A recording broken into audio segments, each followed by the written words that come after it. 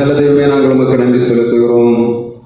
இந்த 7ஆம் மாதத்தின் முதல் வாரத்திலே, இந்த வாக்குத்தத்தத்தின் வாரமாகிய இந்த நாளிலே உம்முடைய பிள்ளைகளை ஆசீர்வதிக்கும்படியாக நீர் இறங்கி வந்திருக்கிற தயவுக்காக நன்றி செலுத்துகிறோம். உம்மை பாடி ஆராதிக்க எங்களுக்கு பலன் தந்தீர். உம்மிடத்தில் எங்கள் விண்ணப்பங்களை வைக்கும்படியாக எங்களுக்கு கிருபை தந்தீர். எங்கள் சரீரத்திலே பலன் தந்தீர்.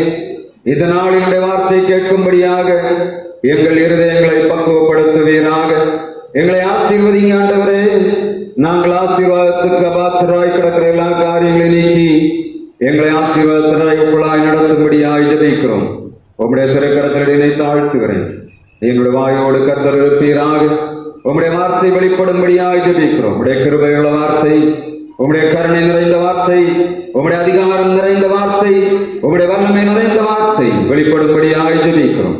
உம்முடைய தயவுள்ள கரங்களிலே ஒப்புக் கொடுக்கிறோம். இறைமைந்தன் இயேசு கிறிஸ்து நாமத்தில் ஜெபிக்கிறோம் எங்கள் ஜீவனுள்ள நல்ல பிதாவே, ஆமென்.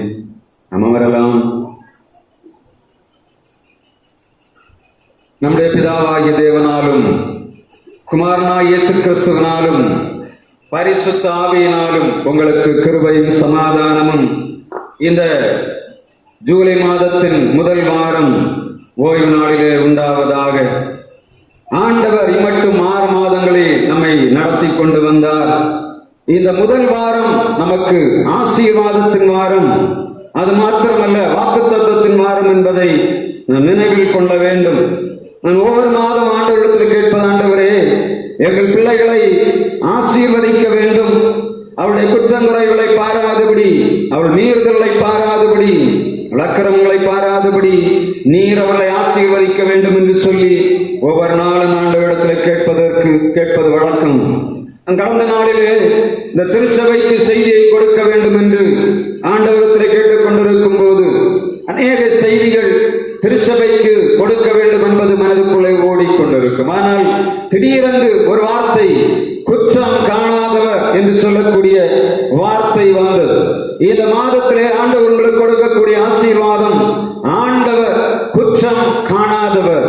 அப்படி நான் வசனத்தை தேடி பார்த்தால் அது என்னாகும் 23ஆம் அதிகாரம் 21ஆம் வசனத்திலே சொல்லப்படுகிறது. ஒரு வாசிக்கலாம்.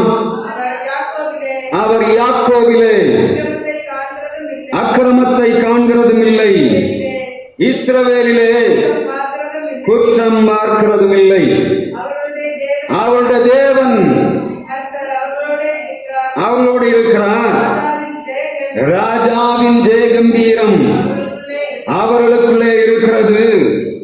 வசனம் சொல்லுகிறது, அவர் யாக்கோபிலே அக்கிரமத்தை காண்கிறதும் இல்லை, இஸ்ரவேலிலே குற்றம் பார்க்கிறதும் இல்லை. அவருடைய ராஜா அவர்களோடு இருக்கிறார். ராஜாவின் ஜெயகம்பீரம் அவர்களுக்கு உண்டு. அநேக நேரங்களிலே திருச்சபையானது சூழ்நிலை பார்த்து சோர்ந்து போகும்போது ஆண்டவர் தம்முடைய வார்த்தையை கொடுத்து அவர்களை தேற்றுகிறதை நாம் பார்க்க முடியும். நம் ஆண்டவருடைய இரத்தத்தாலே கழுவப்பட்டவர்கள், அவருடைய பிள்ளைகள் எப்பொழுதும் ஆசீர்வாதமாய் வாழ வேண்டும் என்று சொல்லி ஆண்டவர் ஒவ்வொரு நாளும் விரும்புகிறார். நம்ம நடத்தி கொண்டு வந்த பாதைகளை ஒவ்வொரு நிமிடம் நீங்க கண்ணோக்கி பார்த்தீங்கன்னா தெரியும். ஒரு பிரச்சனை வரும்போதுதான் தெரிகிறது நாம் அந்த பிரச்சனைக்குள்ளே மாட்டுவது வரையிலும் சுகமாக போய்கொண்டிருக்கிறோம். எந்த நேரத்துல நமக்கு பிரச்சனை வருகிறது என்று தெரியாது. அதற்கு அப்புறமாக எவ்வளவு பயம் நமக்குள்ளே வருகிறது. அப்படித்தானே? பார்க்கும் போதெல்லாம் பயம் வந்தது. பிரச்சனை வந்துவிடக்கூடாது ஆண்டவரே, இந்த போராட்ட வாழ்விலே சந்தித்து விடக் கூடாது என்று சொல்லி எவ்வளவு ஒதுங்குகிறோமோ அவ்வளவு தூரம் நம்முடைய வாழ்வு கேவலமாக கேள்விக்குறியாக மாறி போகிறது.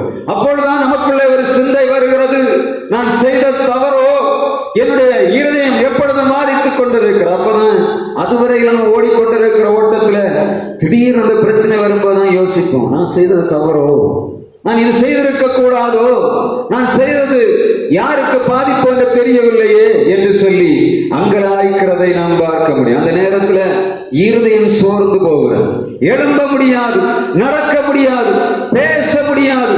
வாயை மூடி வைத்துக் கொண்டிருந்தால் கூட இருதயம் அழுது கொண்டே இருக்கும். சிந்தனைகள் எல்லாம், ஆண்டவரே ஏன் எனக்கு இப்படி நேரிட்டது, என்னுடைய குற்றமா என்று என்று சொல்லி அங்கலாய்க்கிறதை நம்முடைய ஒவ்வொரு நாள் வாழ்விலும் நாம் பார்க்கிறோம். ஒரு மனிதனுடைய வாழ்விலே குற்ற உணர்வு இருக்கும் என்று சொன்னா அவன் எழுந்து நிமிர்ந்து நடக்கவே முடியாது. இந்த உலகத்தை சாத்தான் ஒரு ஒரு திருச்சபையின் அங்கத்தினனுக்கு ஆண்டவருடைய பிள்ளைக்கு வைத்திருக்க மிகப்பெரிய கண்ணி.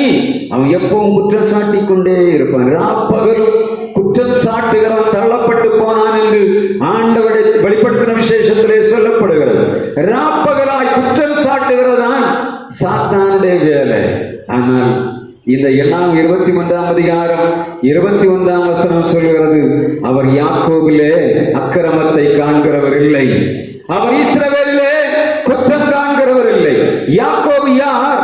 அவனுடைய பேருக்கு பிரகாரம் அவன் எத்தனாக இருந்தவன். தன்னுடைய அண்ணனை ஏமாற்றினான், அப்பாவை அம்மாவை ஏமாற்றினான், மாமனை ஏமாற்றினான், தன் மாமனை 10 தடவை ஏமாற்றினான். அப்படிதானே? ஆனாலும் அந்த மாமன் அவனுக்கு 10 தடவை ஏமாற்றினான். இவன் அவனுடைய மாமாவை ஒரு தடவை ஏமாற்றினான், மாமா அவனை 10 தடவை ஏமாற்றி. அவன் சொல்லுகிறான், 10 முறை என்னுடைய சம்பளத்தை மாற்றினீர். இவனுக்கு கூலியாக ஒரு ஆட்டை சொல்லுவான். அந்த ஆட்டு மந்தையானது பெருக ஆரம்பிப்பான். அங்கே குண்டா வண்டி வேலை செய்வோம். அப்படிதானே? யாக்கோபு ஒன்னையுமே நேர்மையாக சம்பாதிக்கவே இல்லை. அங்க வீட்டில இருந்து செய்த அதே அட்டூழியத்தை மாமா வீட்டிலையும் போய் செய்கிறான். நமக்கு என்ன தோணுது? ஒரு ஆடு குட்டி போட்டா கருப்பு ஆடு கருப்பா குட்டி போடும், வெள்ளை ஆடு வெள்ளை குட்டி போடும். ஆனா அவன் சொல்லுகிறான், உனக்கு புள்ளியும் வரியுமான ஆடுகள் உனக்கு கூலியா இருக்கும் போது அவன் செய்த வேலை என்ன? வாதுவை மரத்து அந்த மரத்துடைய பட்டைகளை எல்லாம் உரித்து ஆடுகள் பொலிகிற இடத்துல போட்டு வைப்பான். எப்படிப்பட்ட தந்திரமானவன் இல்லையா? ஆட்டை ஏமாத்தி இருக்கிறான். மனுஷனை ஏமாத்தினா பரவாயில்ல, ஆட்டை ஏமாற்றி அவன் தன்னுடைய ஆசீர்வாதத்தை பெற்றுக் கொண்ட எத்தனாய யாக்கோபிடத்திலே அவர் சொல்லுகிறார், யாக்கோபிலே அவர் குற்றம் காணவில்லை, யாக்கோபிலே அக்கிரமத்தை காணவில்லை. இஸ்ரவேல் யார்? ஆண்டவரிடத்தில் சமூகத்திலே போய் யாப்போ காற்றங்கரையிலே போய் நீர் என்னை ஆசீர்வதித்தால் ஒழிய போகப்படேன் என்று சொல்லி ஒரு நாள் இரவு முழுவதும் படுத்து கிடந்தவன் ஆண்டவர் அவனை காலை நேரத்திலே ஆசீர்வதிக்கும் போது சொல்லுகிறான், உன்னுடைய பெயர் நீ இஸ்ரவேல் என்று சொல்லப்படும். இந்த இஸ்ரவேலிலே குற்றம் காண்கிறவர் இல்லை.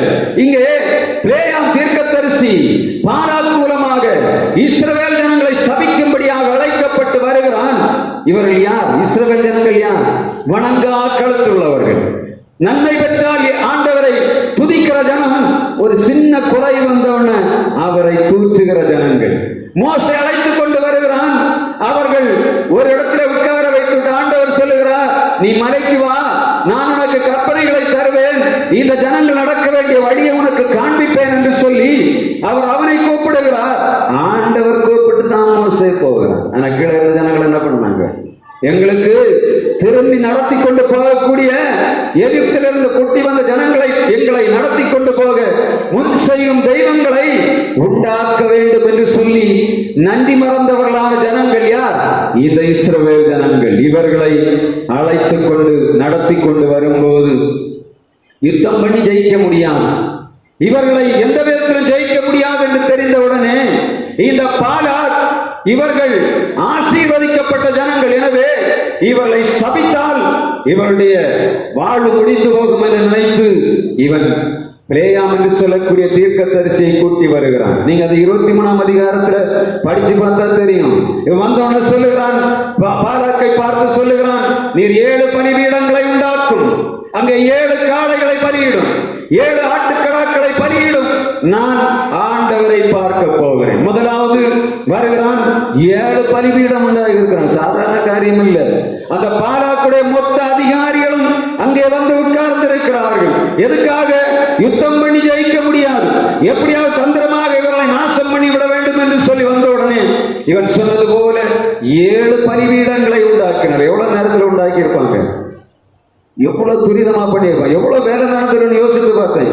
ஏன்னா 3 தடவை ஒரே நாள் 3 தடவை 7 பலிபீடங்களை உண்டாக்கி இருக்கிறார்கள். ஒவ்வொரு 7 பலிபீடத்தின் மேலும் 7 ஆடுகளை 7 ஆட்டுக்கடாக்களையும் காளைகளையும் பலியிட்டு. அப்ப எத்தனை வந்திருக்கும்? 21 காளை, 21 ஆட்டுக்கடா, இதுக்கு மேல 21 பலிபீடம் உண்டாக்கி இருக்கிறாங்க. ஆனால் இவன் சொல்லுகிறான் வந்து அந்த பிழையாமை